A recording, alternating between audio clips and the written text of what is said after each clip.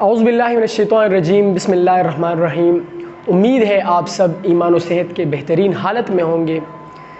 آج ہم کلاس 9 کے پاک اسٹڈی کا بک ہے، اس میں پہلی سبق جو ہے پاکستان کی نظریاتی اساس ہے، ہم آج اس کو ایکسپلین کریں گے۔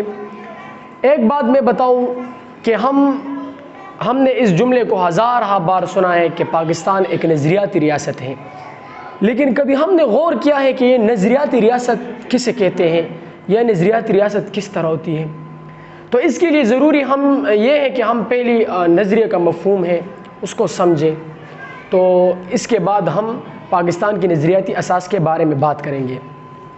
پہلی بات تو یہ ہے کہ پاکستان ایک نظریے کی بنیاد پر بنا ہے، اس وجہ سے پاکستان کو ایک نظریاتی ریاست کہا جاتا ہے۔ نظریاتی ریاست وہ ہوتی ہیں جس کے افراد اپنے نظام حیات اور قومی کردار کی روشنی میں اپنی نظریے کی روشنی میں کرتے ہیں۔ پاکستان جس نظریے کی بنیاد پر بنا ہے وہ نظریہ پاکستان ہے۔ بہرحال میں مزید تفصیل میں نہیں جانا چاہتا، اس سے پہلے میں نظریے کا مفہوم آپ لوگوں کو سمجھانا چاہتا ہوں۔ ہر انسان کی زندگی کا ایک خاص مقصد ہوتا ہے جس کے حصول میں اس کی عقل، علم اور تجربات اس کی رہنمائی کرتے ہیں۔ اس طرح ہر قوم کی اجتماعی قومی زندگی کا بھی ایک مقصد متعین ہوتا ہے جس کے حصول کے لیے اس قوم کے افراد ایک اجتماعی سوچ اور فکر کی روشنی میں جدوجہد کرتے ہیں۔ یہی اجتماعی سوچ اور فکر اس قوم کا نظریہ کہلاتا ہے۔ یہ تو تھا نظریے کا مفہوم۔ امید ہے آپ نظریے کے مفہوم کو اچھی طرح سمجھ چکے ہوں گے۔ نظریے کی تو بہت سے اقسام ہیں، جس میں 3 جو ہے وہ نمایاں مقام رکھتی ہے، جس میں ایک ہے سیاسی نظریہ، ایک ہے مذہبی نظریہ اور ایک ہے اقتصادی نظریہ۔ لیکن نظریہ پاکستان کی خصوصیت یہ ہے کہ یہ بیک وقت اقتصادی بھی تھا، سیاسی بھی تھا اور مذہبی بھی تھا۔ اس لیے اس کے حوالے سے بھی ہم بات کریں گے کہ کس طرح یہ تینوں نظریہ پاکستان بیک وقت ان تینوں مفہومات پر پوری اترتی ہے۔ بہرحال ہم مزید جائیں گے۔ نظریے کا مفہوم تو آپ لوگ سمجھ گئے، اب ہم جائیں گے مزید نظریے کے ماخذ کی طرف۔ ماخذ کسے کہتے ہیں؟ جو عناصر نظریے کو تشکیل دیتے ہیں وہ اس کے ماخذ کہلاتے ہیں۔ نظریات کی تشکیل میں کئی عناصر جو ہیں وہ اپنا کردار ادا کرتے ہیں، جن میں مذہبی اور اخلاقی اقدار، ثقافت، تہذیب، تاریخ اور معاشرتی روایات شامل ہیں۔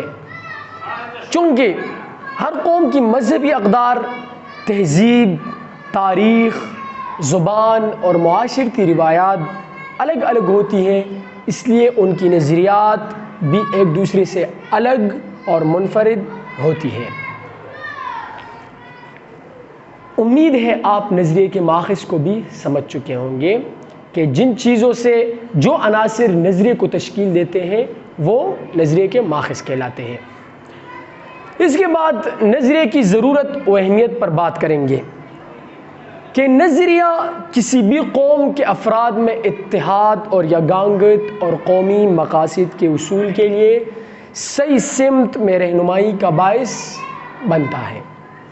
نظریہ سماجی و معاشی امنگوں کے اظہار کا دوسرا نام ہے۔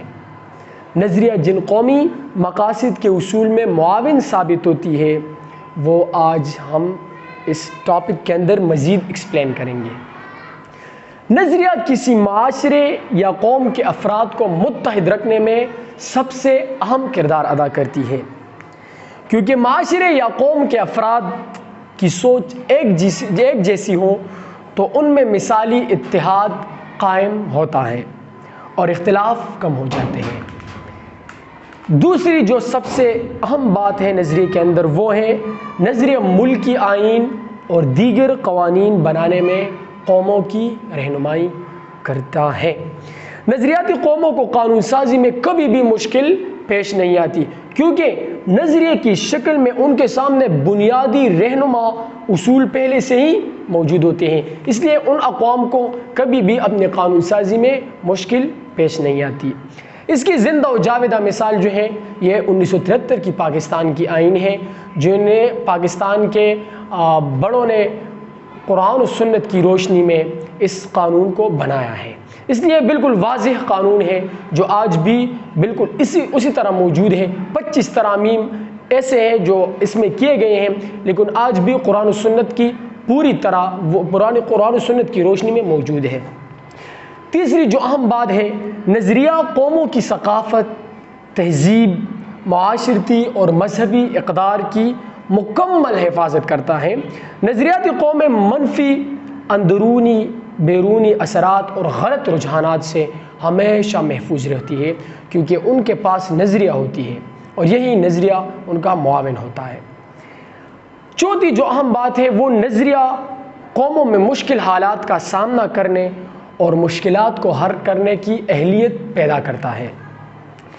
نظریاتی قومیں مشکل حالات میں کبھی بھی حوصلہ نہیں ہارتی اور مسائل کا حل اپنے نظریے کی روشنی میں ڈھونڈتی ہے۔ پانچویں جو اہم بات ہے نظریے کی اہمیت کے حوالے سے، تو وہ یہ ہے کہ نظریہ قومی شناخت اور کردار کی تشکیل میں اہم کردار ادا کرتی ہے اور کسی قوم کو دنیا کے باقی اقوام سے ممتاز کرتی ہے۔ چھٹی جو اہم بات ہے وہ یہ ہے کہ نظریہ قوم کو بامقصد زندگی کی ترغیب دیتا ہے، اس لیے نظریہ اس حوالے سے بھی ایک امپورٹنٹ رول ادا کرتا ہے۔ ساتویں بات جو اہم ہے وہ یہ ہے، نظریہ علم و عمل کی طرف رہنمائی کرتا ہے اور مادی ترقی کے ساتھ ساتھ روحانیت اور انسانی ہمدردی کی راہ دکھاتا ہے۔ یہ میں نے آپ کو نظریہ کی ضرورت و اہمیت کے حوالے سے 7 ایسے امپورٹنٹ باتیں بتائیں جو نظریاتی قوم کے لیے ایسے حالات میں نظریے کی ضرورت و اہمیت بہت ضروری ہوتی ہیں، اور جب بھی وہ اپنی نظریے کی روشنی میں اپنی زندگی گزارتا ہے تو یہ جو میں نے آپ کو مندرجہ بالا باتیں بتائیں، تو یہ باتیں وہ ہیں جو نظریاتی قوموں کی زندگی میں معاون و مددگار ثابت ہو سکتی ہیں۔ ہم اس کے بعد مزید بات کریں گے نظریہ پاکستان کے بارے میں۔ نظریہ کا مفہوم تو ہم سمجھ گئے ہیں، نظریے کے ماخذ کے بارے میں بھی ہم بات کر چکے ہیں ابھی کچھ دیر پہلے، اور نظریے کی ضرورت و اہمیت کے بارے میں بھی میں نے آپ لوگوں کو بتایا۔ امید ہے اس حوالے سے آپ لوگ بہتر طریقے سے سمجھ چکے ہوں گے۔ اس کے بعد ہم اپنے اہم ٹاپک کے بارے میں آتے ہیں کہ نظریہ پاکستان۔ نظریہ پاکستان کیا ہے، اس کی بنیاد کیا ہے اور اجزائے ترکیبی کیا ہے، وہ کون سی عوامل ہیں، وہ کون سی چیزیں ہیں جو نظریہ پاکستان کی بنیاد کا سبب بنا۔ اس لیے میں مزید بات جو کروں گا وہ نظریہ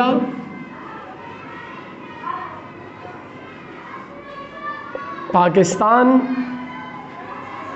کی اساس اور